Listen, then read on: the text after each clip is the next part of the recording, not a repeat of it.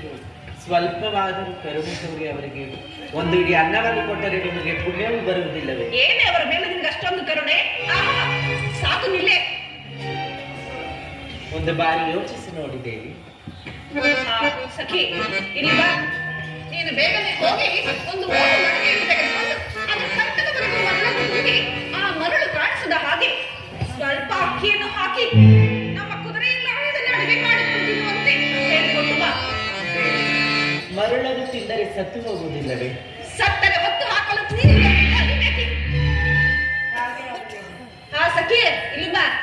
ಹಾಗೆಯೇ ಸೌದೆಯ ಬದಲು ಹಸಿಯ ಬಾಳೆದಿಂಡನ್ನು ಕೊಡು. ಅದು ಹೇಗೆ ಅನ್ನವನ್ನು ಮಾಡಿಕೊಂಡು ತಿನ್ನುತ್ತಾಳೋ ನಾನು ನೋಡುತ್ತೇನೆ.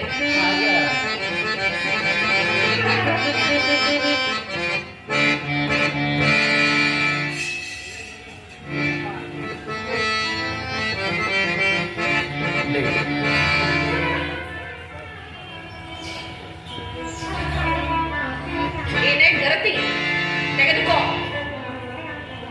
ಇದರಿಂದ ಅನ್ನವನ್ನು ಮಾಡಿ ತಿನ್ನುವಳಾಗು. ಅದು ಹೇಗೆ ಅನ್ನವನ್ನು ಮಾಡುವೆಯೋ ನಾನು ನೋಡುತ್ತೇನೆ.